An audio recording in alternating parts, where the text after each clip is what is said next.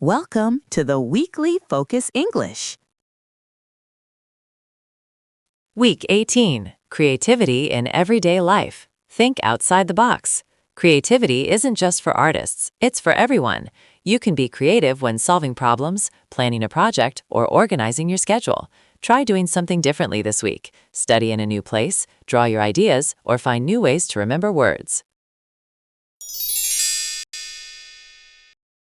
What if the most creative thing you do today has absolutely nothing to do with art, like zero, and everything to do with how you organize your calendar? So, welcome to your custom deep dive. Today we're looking at a short, highly practical piece called Week 18 Creativity in Everyday Life. Right, and specifically focusing on what it actually means to, think outside the box. Exactly. Because our mission for you today is simple.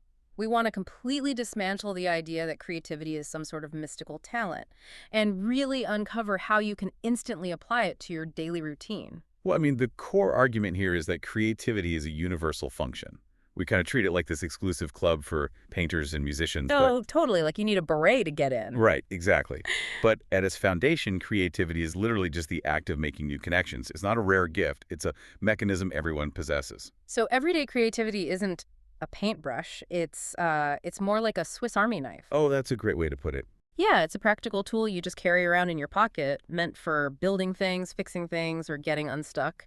But if we aren't painting a canvas or writing a symphony, what does deploying that Swiss Army knife actually look like in a completely mundane setting? Well, you can apply it to incredibly standard tasks.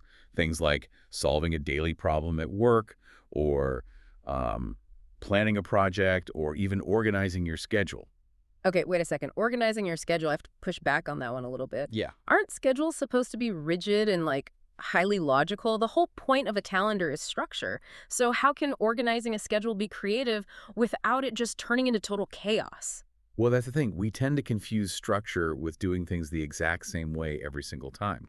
Okay. Creativity in this context simply means challenging your default habits. It's not about throwing away the calendar and just, missing your meetings. Right, that would be bad. Yeah, it's about asking if the way you've always organized your day is actually the best way. Because our brains are incredibly efficient, which means they love to create default settings that we operate on without thinking. To be creative, you have to actively break that default setting. Oh, that makes a lot of sense, especially when you think about the drive to work. You take the exact same route every single day, and your brain just goes straight onto autopilot because it wants to save energy. Oh yeah, classic example. You arrive, and you literally don't even remember the drive. But if there's a detour, suddenly you're hyper-aware, you're noticing the trees, the houses, the street signs. Efficiency is great for saving mental energy, but it's terrible for generating new ideas. And that's exactly why you need to force a detour on your brain. You can do that by changing very small variables. Like what? What does the source say? Well, you could study in a completely new place. You could draw your ideas instead of writing them out in a standard list. Oh, I like that one. Drawing your ideas instead of listing them forces your brain to process the information differently. Exactly. Or, if you're learning a language or studying for a test, you could find entirely new ways to memorize words. It's the same information, but you're taking a new route to get there. Precisely. Those small detours pull you off autopilot so you can actually think outside the box. So if you want to test this out, try an experiment this week. Pick one routine and force yourself to do it differently. Okay, so we're talking about changing the where, like moving your study spot, or changing the how, right? Like drawing instead of writing. But what if we applied that exact same principle to the who? Ooh, that's interesting. Like who you talk to. Yeah. If pulling out that Swiss Army knife means breaking your defaults to boost creativity, imagine what happens when you intentionally seek out a completely different type of person to discuss your projects with. Oh, wow.